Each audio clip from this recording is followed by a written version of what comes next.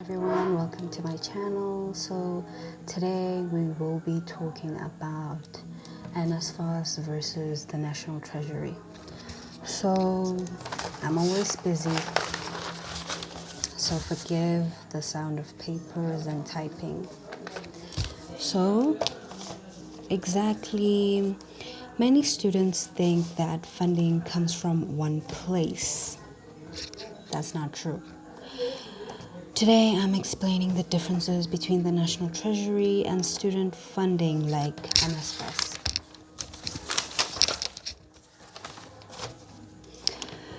And what most people do not know about it, what is the National Treasury exactly? The National Treasury, it controls South Africa's money, and they decide on these four things: health, education, universities, and social grant.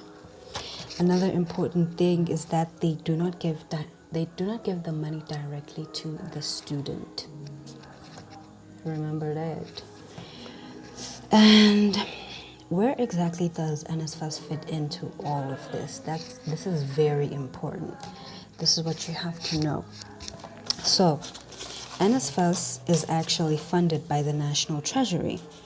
It gives money to NSFAS, the National Treasury, and then the NSFAS funds students for usually tuition, accommodation, and allowances. So, what students usually misunderstand a lot is that they think that when NSFAS delays payments, it's NSFAS fault, and usually, sometimes, most of the times, it's not because of that. It's because the Treasury releases the money late. It has delays, or because of the budget cuts, or because too many students qualify but funding is very, very limited. So sometimes you have to ask yourself, you apply, but you still get rejected. It's probably because the household income is too high, documents are missing, or what was it? There was this one thing. I'm sure I wrote it down here. Oh, you exceed the funded years. For example, you're doing a course for 3 years or 4 years. The 3-year time is up and you're continuing for the 4th year.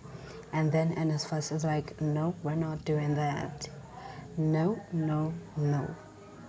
You're on your own from now on.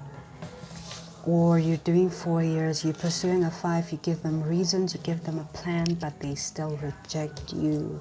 That's because you're exceeding your years for funded. You're exceeding your funded years, I meant to say. So, the important truth that people need to know is that education funding is not unlimited. That's why you have to apply early. You have to make sure that you have a backup plan, and you have to also apply for learnership and bursaries, because NSFAS is not always guaranteed, and sometimes, especially most times, you can get funded, and then when the semester starts, you have to pay your tuition, you have to pay your allowances, but the money is just not coming in. So in the end, you might start having some debt.